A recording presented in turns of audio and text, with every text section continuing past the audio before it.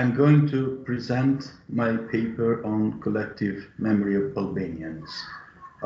This article aims at exploring the structures of the collective memory of Albanians during the last 100 years.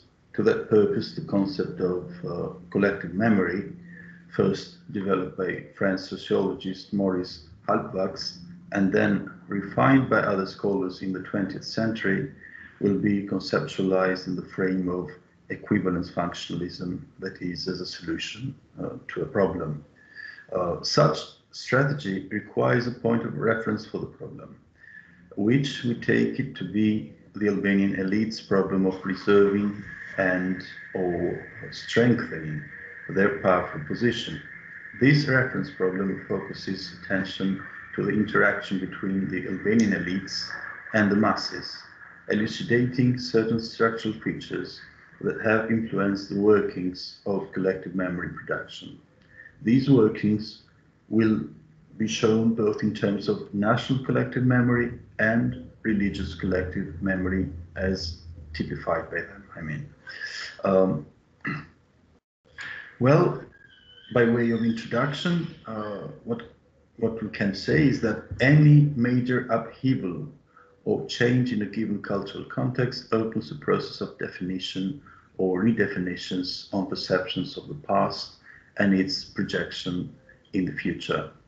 It opens a strong debate on how certain social groups define and redefine themselves.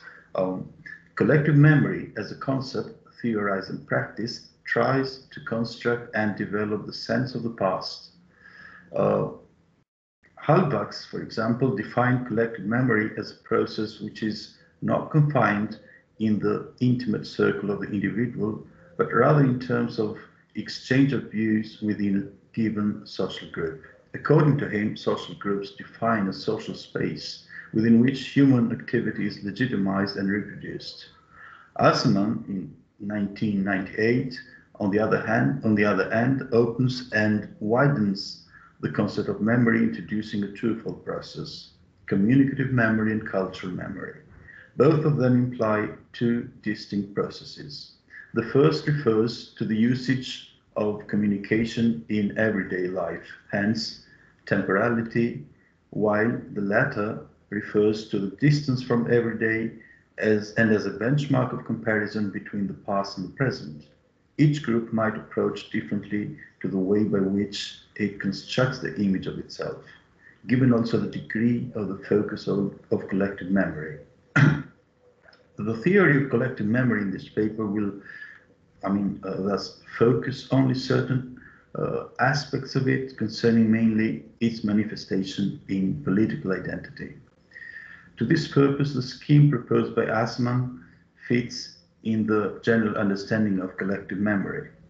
As collective memory is a process communicated in the present, taking in consideration the fixity of the past, the way it is presented offers us some constraints in the way of analyzing it. As Niklas Luhmann put it, all systems function as a unity, but they are differentiated and none of them can represent the whole system. In the Luhmannian view, that what solves the dilemma is the idea of hierarchy, by which differentiation is achieved. In terms of collective memory, this poses the problem of defining how much or less the collective constitutes memory, and which are the unit producing it, the society at large or the elite. To what extent is it true that the convergence of enunciative and institutional authority in the nation's pedagogy corresponds to the intersection of the horizontal bond of living with the vertical bond of authority, a move that actualizes the social? Well, going to national memory, nationalism is based upon a circular logic. It implies that the consequence of the nation will be the state, as the only form of societal organization that completes the idea of the nation. Therefore, nationalism needs to explain or legitimize the existence of the national idea through some form of past identity. for which it needs to build symbolic, that is, unifying narratives of a common past. As mentioned before, many Albanian writers have employed an essentialist vision or image of the Albanian nation. Accordingly, they refer to past societal arrangements in the Albanian area as states. This concept is recurrent not only in Albanian literature but also among historians. They do so when they talk, for example, of Illyrian kingdoms of the 3rd or 2nd century BC. It is also interesting that this is also recurrent in the discourse on nationalism and history in Kosovo, the ancient territories of which were inhabited by the Illyrian tribe of the Dardans. Often, Kosovo is regarded as a continuity of Dardania. History is thus perceived in a very linear way, in a sort of fluid and continuous common experience, broken only by the incident of conquests or invasions from the others. In perspective, the Albanian nationalist discourse used the past to legitimize the future, independently of the vivid differences that existed with the other peer nationalist movements like the Greek or Serbian ones.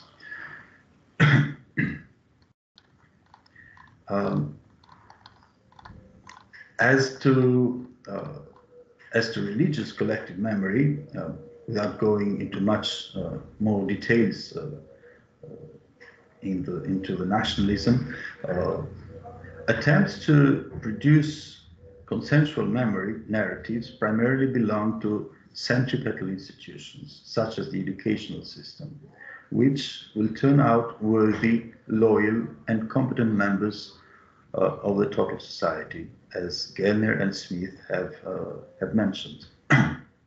However, before gaining independence in 1912, Albanians had to rely on other means for producing consensual memory narratives. They could and used the idea of religious tolerance.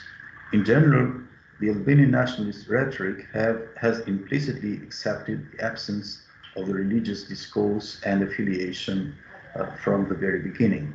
They simply refer to religion in terms of tolerance, mainly to explain the formation and the survival of the national idea and state. Or they extrapolate the idea of nationalism out of the domain of spirituality and religiosity.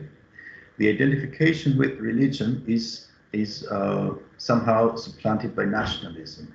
The fight for the Albanian language, sustained in the late 19th and early 20th century, has also been considered in the same light and translated into religious tolerance.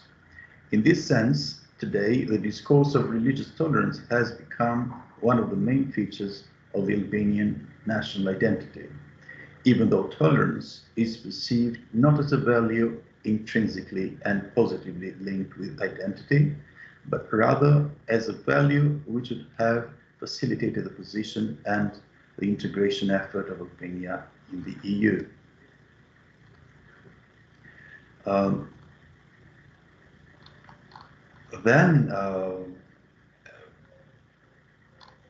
What I can perhaps say by way of conclusion, well, we can maintain that Albanian national memory has shown signs of vagueness as regards the definition of values and interests. This can be linked to the fact of massive illiteracy before the communist regime, as well as to the fact that every new regime that Albania has experienced in the last 100 years has imposed itself in plain antagonism with the previous one. Therefore, trying to start anew has done no good to preserving national memory. For the same reasons, national memory has been occasional. Third, we have seen that national memory has been a result of negotiations between the political elites and the mass of population. The role of elites has been that of directing the process, but only to the extent of preserving legitimacy. meaning that certain political values of the masses, such as family organization and traditional morality, have always been evoked in the political discourse. Also, the religious memory of Albanians has been quite vague, but for another reason. Although one cannot maintain that there have been severe confrontations among the different religions in Albania, still one cannot claim religious harmony, but more appropriately, religious consensus. However, that consensus has been built on very broad and abstract foundations, thus contributing to vagueness in the perception of religious duties and obligations of other Albanian religions.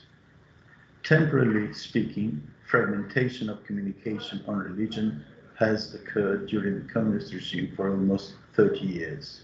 After that, religion has tried to restore itself, but has found a society less reliant on religion for solving its problems. Religious memory has generally been preserved there where local community has been important. That is because religion has performed well the function of differentiating communities and giving them identity. In line with this, and unlike political memory, religious memory has been a product that can be mostly attributed to the efforts of the masses.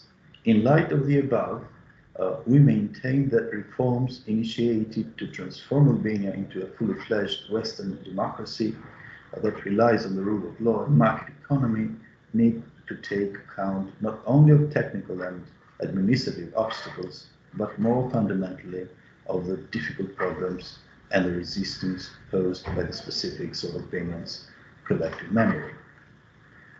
Thank you.